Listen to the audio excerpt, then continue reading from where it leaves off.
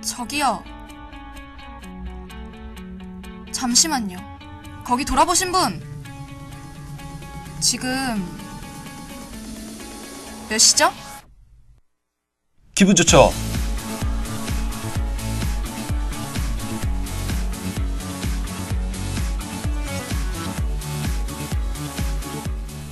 오늘의 방송은 바로 당국인은 꼭 들어야 할 시사상식 프로그램 체크포인트입니다. 곧 시작하니까 잠시만 기다려주세요.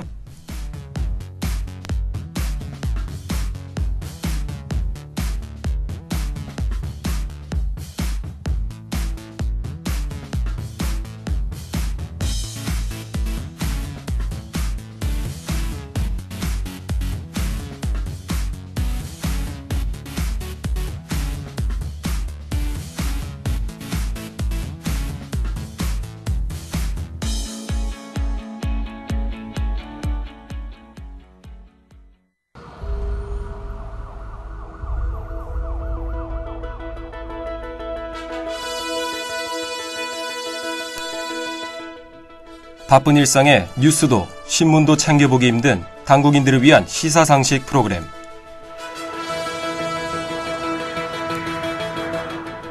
체크포인트.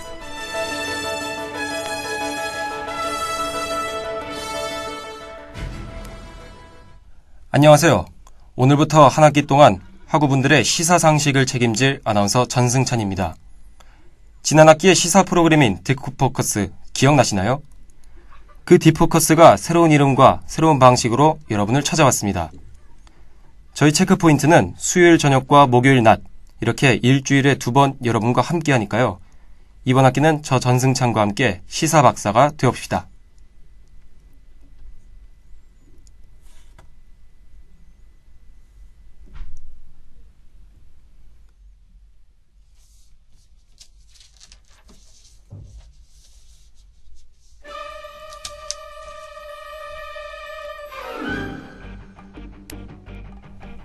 금주의 시사 키워드.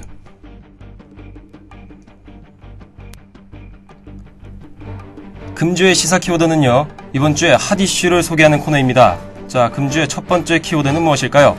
첫 번째 키워드는 바로 소년법 폐지입니다.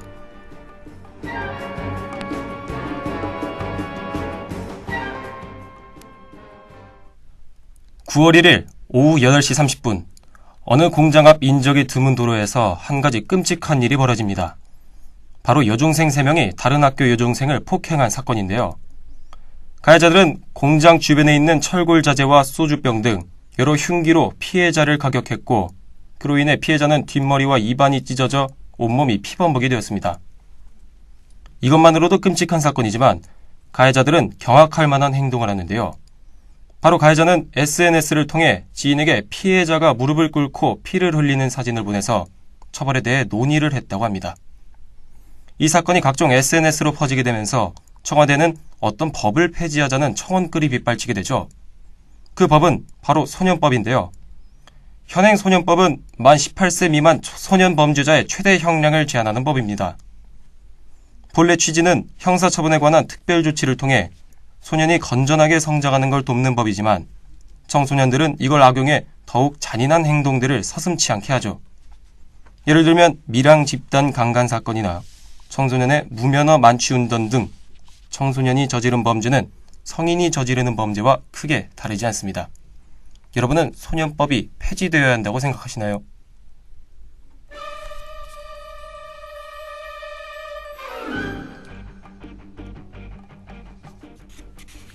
두 번째 키워드는 MBC, KBS의 총파업입니다.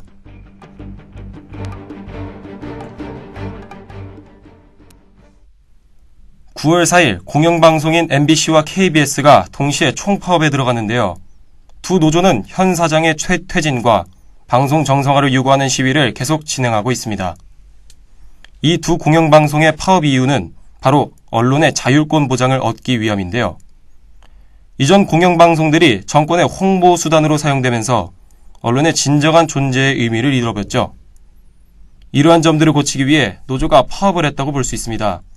현재 KBS와 MBC의 몇몇 방송들을 볼 수 없다는 점이 문제점이지만 더 좋은 언론의 역할을 수행하기 위한 잠깐의 휴식 같은 것이니 조금만 참고 기다리는 건 어떨까요?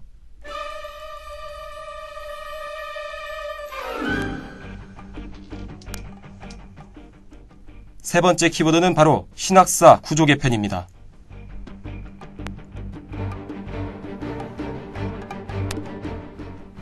지난 3월 9일 교육부는 미래 경쟁력 확보를 위한 대학 체질 개선이라는 슬로건 하에 2주기 대학 구조 개혁 평가 기본 계획을 발표했습니다. 교육부에서는 의도한 평가 기준에 부합하지 않을 경우 정부 재정 지원이 차등 제한되며 심할 경우 대학 통폐합, 기능 전환, 폐교 등 퇴출 절차를 밟게 된다고 전했습니다. 우리 대학본부에서는 이를 대응하여 신학사 구조 개편안을 6월 21일 발표했습니다. 오늘은 이 신학사 구조 개편안에 대해서 문과대학 학생회장 이승우 학우분과 이야기 나눠볼 건데요. 먼저 노래 듣고 이야기 나눠보도록 하겠습니다. 네, 노래 듣고 오셨고요.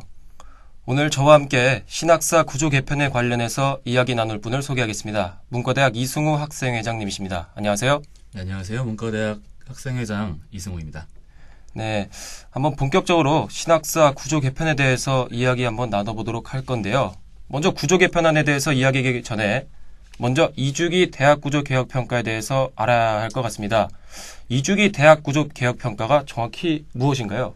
2주기 대학 구조 개혁 평가는 이제 교육부에서 학령 인구의 감소에 따라서 대비책으로 내놓은 정책입니다. 현재 존재하고 있는 대학들이 상당히 많기 때문에 경쟁력을 갖추지 못한 대학들을 걸러내겠다는 명목으로 평가하고 재정 지원을 제한하는 방식 등으로 대학을 걸러내는 그러한 정책을 의미합니다. 아, 그러니까 대학이 아닌 학생이 피해를 받는다는 점, 정말 큰 문제점입니다. 그런데 어느 한쪽에서는 김영삼 정부 때 시작된 대학 자율화로 인해 무분별하게 세워진 대학들 중에서 부실한 대학들은 골라낸다는 가장 효과 좋은 방법이라고 주장하는데 이것에 대해서는 어떻게 생각하시나요? 일단 2주기 대학 구조 개혁의 근본적인 취지가 옳을 수도 있습니다. 그러나 그 과정과 방법에 있어서 문제가 있다는 점에서 이 정책이 과연 옳은 것이냐에 대해서는 의문이 남는데요. 국가가 재정 지원이나 학생들에 대한 학자금 대출들을 제한하는 방식으로 대학을 개선시키고자 하는 것은 이제 결국 거기에서 오는 피해를 학생들이 부담하게 된다는 것을 의미합니다. 정책 결정권자나 학교의 운영자들이 아닌 학생이 직격탄을 받는다는 점에서 대학 구조개혁 평가는 문제가 많은 정책이고요. 특히 그 대학 구조개혁 평가의 평가 지표 중에 취업률이나 취창업 지원 등이 포함되어 있다는 점에서 그 피해들을 과연 학생들이 입을 만큼 그것이 정당한 정책인가에 대해서 의문이 많이 남습니다. 아, 네. 그러니까 이렇게 설명을 듣다 보니까 근본적인 문제가 대학 구조 개혁 평가에 있다는 생각이 드는데, 그럼 이제 본격적으로 신학사 구조 개편안에 대해 한번 이야기를 나눠보겠습니다. 이승우 회장님께서는 이번 신학사 구조 개편안을 어떻게 평가하십니까? 신학사 구조 개편안이 정말 학교 비전을 위하여 정책적 방향성을 설정하고 이루어졌는지 잘 모르겠습니다. 만약에 대학 구조 개혁 평가를 앞두고 생존을 위하여 학교가 이러한 정책적 방향성을 잡고 나섰다면 이것은 이미 학생들을 존중하지 않는 행동이며 이건 해서는 안 되는 정책이라고 생각합니다. 네, 신학사 구조 개편에 대해서 대학본부가 강제적으로 진행하려고 하는 것 같은데 이것에 대해서는 어떻게 생각하시는지? 사실 우리 학교가 사립대학인 만큼 정책 결정권자인 학교 당국이 실행하고자 했을 때 막을 수 있는 수단은 마땅히 존재하지 않습니다.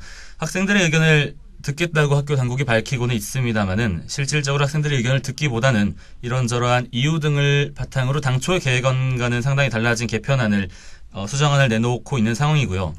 이렇게 급하게 이런저런 개선안을 내놓고 있다는 것만으로도 단국대학교가 준비하고 있는 학사 개편안이 과연 정당하게 준비된 방향성 있는 정책인가에 대한 의문을 다시 한번 갖게 만들고 있습니다. 네, 알겠습니다. 6월 21일부터 지금까지 그 변경들이 있었는데 구조 개편의 대상이 되는 학과나 단과대 반발이 있었음에도 학생의 의견이 잘 받아들여지지 않았다고 합니다. 또 어느 단과대나 학과의 의견이 반영되면 새로운 단과대나 학과를 구조 개편하는 어떤 폭탄 돌리기식 개편안이 지속되었다고 합니다. 지난 18일, 그러니까 8월 18일 학교 측이 거의 마지막으로 제시한 개편안에서는 건축대학, 국제대학, 문과대학, 그리고 음악대학 총 4개의 단과대학들이 다른 단과대에 흡수되는데 이것에 대해서는 문과대 학생회장님으로서 어떤 생각을 가지고 계신지 또 어떤 대응을 할 예정인지 궁금합니다. 앞서 방금 질문하시면서 폭탄 돌리기식 개편안이라고 말씀해 주셨는데요.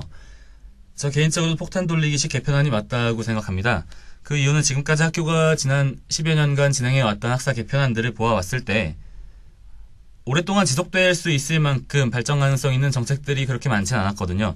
국제대학 같은 경우에도 학교가 발전적 방향성을 제시하면서 설립했던 새로 신설한 단과대임에도 불구하고 이번 학사 개편안에서는 통합되는 방향성을 보이고 있고요. 그리고 문과대 학생회장이니만큼 제가 다른 단과대에 대하여 언급하는 것은 상당히 조심스럽습니다. 왜냐하면 개인적인 생각이지만 지금 학교가 진행하고 있는 방향성대로라면 결국 학생들의 분란이 야기될 것이라고 생각이 듭니다. 실제로 SNS라던가 기타 커뮤니티에서는 학교 개편되는 당사학과 혹은 당사 단과대의 학생들끼리 서로 분열하고 다투는 이야기들을 볼 수 있는데요. 지금 이러한 상황에서 문과대 학생회나 저 문과대 학생회장으로서 제 개인은 이 학사 개편 자체가 잘못되었다고 지속적으로 주장하는 방법밖에 없다고 생각합니다. 이렇게 계속해서 주장해 나가는 것이 과연 학교 측에 얼만큼 반영할 수 있을 만한 이야기인지는 잘 모르겠습니다만 정책이 잘못되었다면 그것은 바꾸어야 하는 것이 맞는 것이고요. 더군다나 지난 8월 25일에 대학 구조개혁 평가의 평가 지표가 변경된 상태로 공개되었습니다. 특히 학교의 특성화 전략과 관련된 배점은 8점에서 2점으로 상당히 큰 폭의 변화를 보여주었는데요. 배점이 대폭 감소한 상황에서 당초 이 8점을 목적으로 학사 개편안을 진행하였던 학교 측이 학교의 생존과 점수 획득을 목적으로 진행하였던 학사 개편안을 처음부터 재논의하는 것이 맞다고 생각하며 그것을 저희 학생회는 주장하고자 합니다. 네, 현재 다른 학교에서도 그 2주기 대학 구조평가에 대해서 많은 반대가 일어나고 있는데 그럼에도 불구하고 교육부는 대학 구조평가를 계속 진행할 것으로 보입니다. 이렇게 되면 대학본부는 대학의 존속을 위해 강제적으로라도 신학사 구조 개편을 진행할 것 같은데요. 그렇다면 이런 최후의 상황에서는 회장님은 어떻게 대응하실 생각인가요? 최후의 상황이라고 말하기는 조금 어렵다고 생각합니다. 왜냐하면 실제로 다른 대학들의 경우 일부 대학, 제가 이름을 거론하기는 어렵습니다만 잘못된 학사 개편이 이루어지는 대학 같은 경우에 학생들이 반발로 혹은 점거 등의 행동을 통해서 무력화된 경우들이 많이 있습니다. 예. 앞서 말씀드렸다시피 2주기 대학구조개혁 평가는 마냥 정당한 정책이라고 말할 수가 없고요. 정당하지 않은 정책이라면 거기에 따라서는 안 된다고 생각합니다. 학교가 대학의 존속을 위하여 강제적으로 신학사 구조 개편을 진행한다고 할지라도 저희 학생들의 입장에서는 정작 그 정책의 피해가 학생들에게 오는 입장에서는 학생들의 목소리를 대변하고 학생들을 위해서 최선을 다해서 잘못된 정책에 대해서 이것은 잘못되었다, 바꿔야 한다, 고쳐야 한다라고 이야기해야 한다고 생각합니다. 그리고 실제로 그렇게 대응하려고 합니다. 네, 이렇게 이야기를 나누다 보니까 벌써 시간이 마칠 시간이 되는데 혹시 마지막으로 하고 싶은 말씀이 있으신지? 문과대 학생회장으로서 지난 몇 달간 학사 개편과 관련하여 대응하고 있습니다만 문과대 학우 분들께 만족할 만한 결과물을 안겨드리진 못한 것 같습니다. 네. 저희 문과대 학생회는 문과대 학우 여러분을 위하여 정말 최선을 다해서 이번 사안에 대하여 대응하고자 합니다. 이런 일들을 하기 위해서는 학생들의 목소리, 학우님들의 목소리가 저희에게 큰 힘을 실어주셔야 합니다. 저희 문과대가 여러분들 모두를 만족시킬 수는 없습니다만 여러분들을 위하여 최선을 다하는 학생회가 되고자 노력하겠습니다.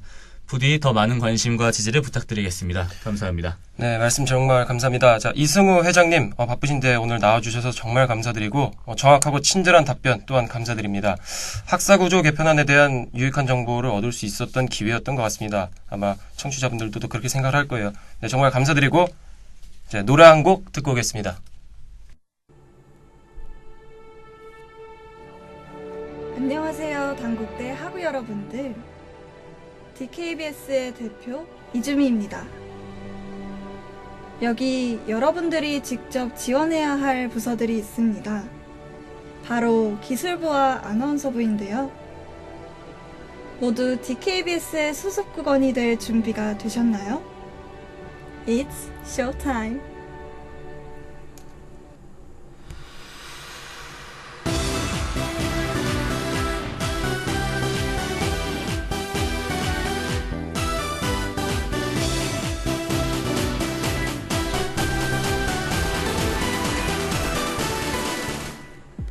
DKBS에 지원하고 싶다 하시는 분들은 해당관 317호로 오셔서 직접 서류를 작성하시면 됩니다.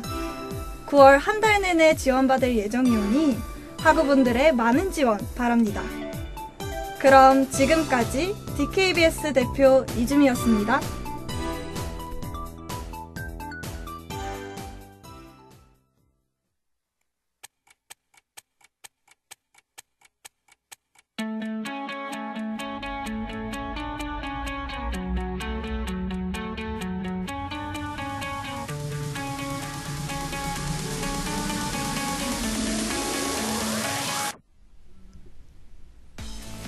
오늘의 체크포인트 어떠셨나요?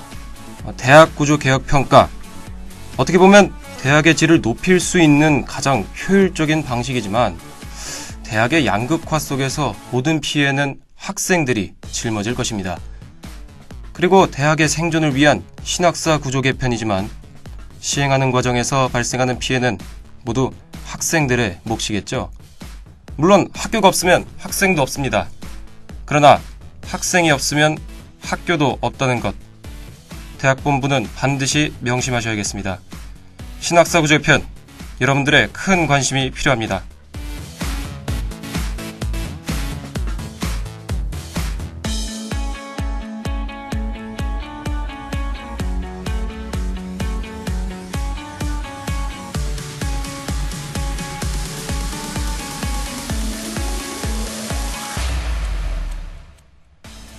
지금까지 제작 장유한, 기술 윤하영, 아나운서 전승찬이었습니다.